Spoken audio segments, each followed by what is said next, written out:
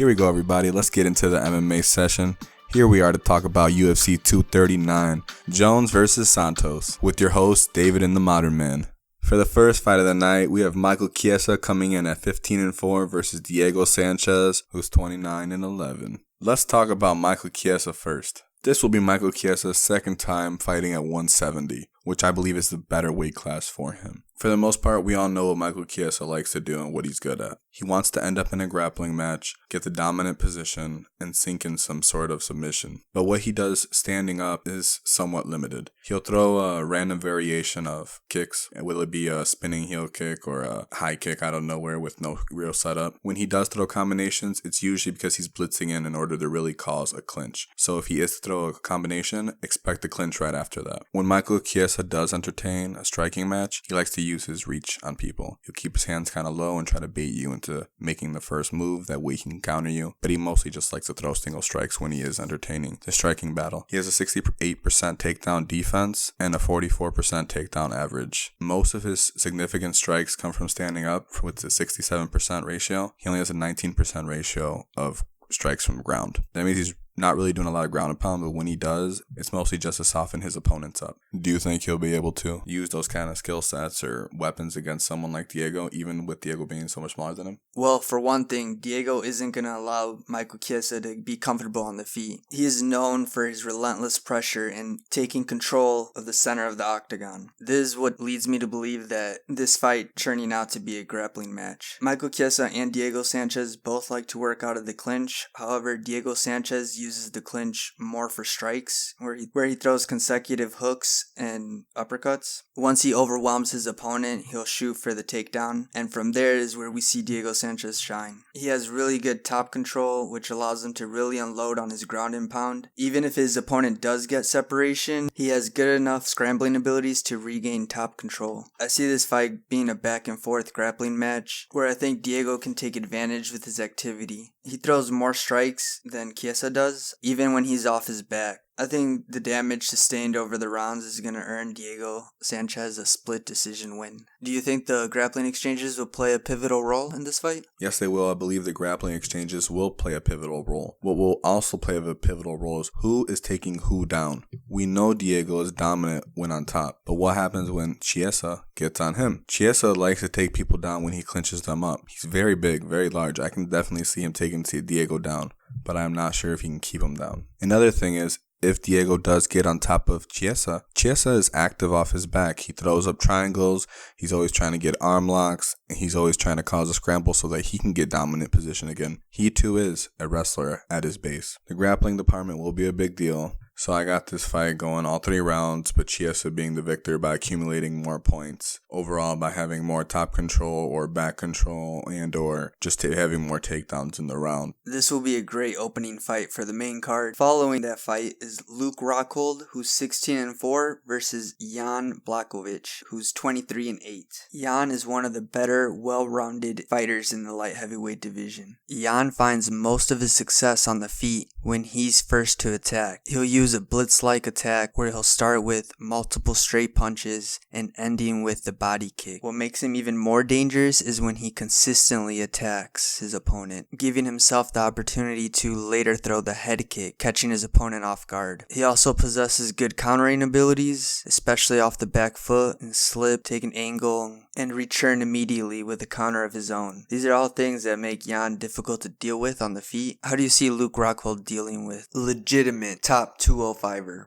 A lot of questions will be answered about Luke Rockhold here at his new home at 205. Luke Rockhold is very prestigious in the UFC for having been a middleweight champion already. His striking is renowned in the UFC for the fact that he has an arsenal of diverse kicks, slick punching combinations, and for the most part, good boxing defense with his head movement. That was until he was exploited by Michael Bisping for having holes in his boxing defense. That's because Luke Rockhold doesn't like to keep his hands up when he gets into boxing exchanges. Sometimes he'll show his defense as hands up, but as combinations are thrown, his hands will come down and he'll start dipping off to his left and throwing kicks to the body while in southpaw position. In orthodox position, he likes to do an orthodox position. He likes to go for calf kicks or front kicks to the body. Luke Rockhold has a 56% striking accuracy, but he has a 41% striking accuracy on the ground. Luke Rockhold does a lot of ground and pound. Another stat that I find important is his 45% takedown accuracy. But that's only 5 out of 6 takedowns recorded in the UFC, 2 of those being against David Branch. That's because as he's been exploited for his boxing defense, people are looking to pressure him more, meaning Luke is relying more on his clinch work and his ability to take people down. When he does take people down, it's actually just from his clinch. He doesn't shoot for single legs or double legs. He really does it from clinch, getting 2 double underhooks and getting some type of triple throw going. For Jon to be successful in this fight, he's going to have to utilize all those skills and techniques that you already said. What it's really going to come down to as well is, can he take the volume and variety of kicks and pressure that Luke Rockhold likes to initially put on people and get them on the back foot? I'm going to have to agree with you on this one. Jon has a tendency of moving back when attacked, and he'll tend to get comfortable on a back foot. I believe that is what's going to cost him in a close decision. The fight to follow up will be Jorge Masvidal coming in at 33-13 versus the notoriously loud, annoying, crap-talking, funky Ben Askren, who's coming in at 19-0. This is a fight that everybody that's a casual and or a hardcore MMA fan is looking forward to, just for the fact that someone wants to see either Ben knuckle up or shut up. We all know what Ben Askren wants to do in this fight. He wants to get his hand on Jorge Masvidal, drag him to the ground, and either control him for 3 rounds or softly ground and pound him to submission or into a submission. But I don't see that happening, considering that George is a very, very good jiu-jitsu practitioner. And where Ben has clear, glaring holes is in his stand-up game. He pretty much plots forward with his head down, looking to zombie grab you and eat you alive. So do you think that Ben Askren is going to be able to make short, quick work of Jorge Masvidal? Or do you believe Jorge Masvidal is going to have something in his extensive toolkit to deal with this specialty that is Ben Askren? It's clear that Jorge Masvidal has the advantage on the feet. He has a boxing base that he's added elements of MMA to complement, which allows him to disguise his punches as well as manipulating the range. By that I mean he'll use a feint, then switch stances, all of a sudden being closer than his opponent anticipated, land his power shots, and quickly exit at an angle. However, in this fight, I think Jorge is going to come out just throwing straight punches, not overcommitting, trying to avoid the takedown. With his jab, he'll be able to keep Ben Askren at bay, causing Ben Askren to shoot from further out than he wants to. And Jorge Masvidal is going to make him pay. I see this fight ending in the second round, TKO, Jorge Masvidal. Avoiding the ground game of Ben Askren will be a big task for Jorge. Who do you see coming out on top? I do believe Jorge Masvidal has the skill sets to handle Ben Askren. He's a bit too one-dimensional, and he's not nearly as good at striking as someone like Damian Maya, who is one-dimensional as well. Jorge Masvidal has a very high fight IQ and boxing IQ. He knows how to take angles, he knows how to pivot correctly, and launch attacks from different angles with a variety of punching combinations while still being light on his feet. He won't get planted, start sitting down on his punches just because he's making contact with Ben Askren. So what I'm saying is Jorge Masvidal will have to be patient, light on his feet, and touch Ben Askren and continue to move around. Not just sit there and try to knock him out with overwhelming punches or with anything flashy and powerful. So for this fight, I'm going to have to pick Jorge Masvidal. I do believe he has a fight IQ. I do believe he will learn from the Robbie Lawler fight and lay effective, consistent offense on Ben Askren, whether it be to the body with kick or uppercut to Ben's downward facing head. So I have Jorge Masvidal winning via decision over funky Ben Askren and handing him his first defeat in his career.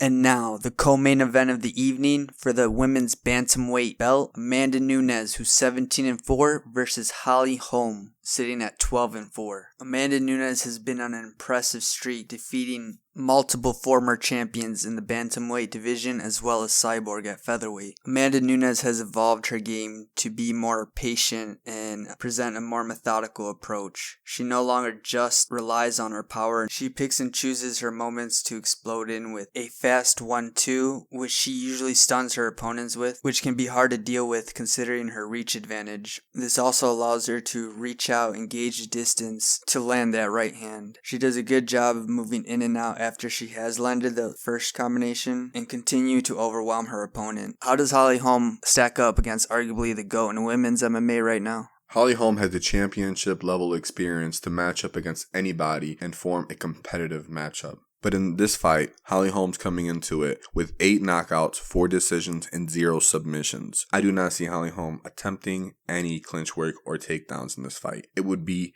to her detriment. She will get up the center of the octagon as she always does and look to score from the outside with oblique kicks, body kicks, and blitzing in combinations. Her favorite combination is to go with the cross jab instead of the typical jab cross. She'll throw the cross jab and she'll follow up with a head kick, body kick, or front kick to the body. Even an oblique kick at times. Regardless, she will always follow up that cross jab combination with some sort of kick, even if it's just a simple calf kick when you're moving back. Her actual boxing experience only shows up when she's pressured, in my opinion, and that's her problem. Amanda's going to lull her into becoming aggressive, and I see Amanda countering her while she's coming in with her cross jab combination, either by stepping out and taking an angle, completely slipping the initial jab and catching her with an overhand right. So with those observations being stated, I'm going to go with Amanda Nunes with a TKO in the second round over Holly Holm. I believe Amanda Nunes is going to take this fight as well. Along with the fast hands she possesses, she also has powerful leg kicks, which I think she's going to use to slow down Holly a little, limiting Holly's lateral movement. And it'll make it easier to catch her with her 1-2 combination, stunning Holly and ending the night in the first round. So here we are at the main fight of the evening. For UFC 239, we have Jon Jones coming in at 24-1 versus Thiago Santos, who's coming in at 21-6. Jon Jones is making his 26th appearance as a professional MMA fighter. At this point, we know what we have in Jon Jones. He has an extremely high IQ, he's backed by a great team of coaches, and he's a master at dictating the distance. He knows how to use his reach, throwing a multitude of leg kicks, including his favorite, the oblique kick, which impedes the forward movement of his opponent, which will be keys in beating Thiago Santos. Jon Jones is going to use his weapons to keep Thiago at bay, tire him out, and I think then he'll incorporate the wrestling and really expose a possible hole in Santos's game. That's why I see Jones getting the TKO in the third round via ground and pound. How do you see this going? I see this fight going essentially the same way everybody else sees this fight going. Jon Jones dominating in one fashion or another. But I believe it's important that we bring up some statistics that give you more of a picture of the kind of fight Santos likes to have. Santos has a 51% accuracy in his striking. But if you look at how it's spread across his fight game, you'll see that he has 47% of his strikes come from stand-up, 21 come from the clinch, and 32 come from the ground. Meaning, he likes to ground and pound, he likes to throw strikes from the clinch, and only half the time will he throw in a typical fashion of stand-up, quote-unquote. He has a 67% takedown defense and a 25% takedown average, meaning he's not going for any submissions of his own, but he has an alright takedown defense. He only has 1 submission to his record and 15 knockouts. So when Jon Jones goes for those takedowns that you're talking about, where you think he can come in and take advantage of him, that's where I believe Santos actually has an advantage to do a lot of damage to Jon Jones. He likes to fight at those close ranges. He likes to utilize his athleticism to explode in those close ranges so he can land his big shots.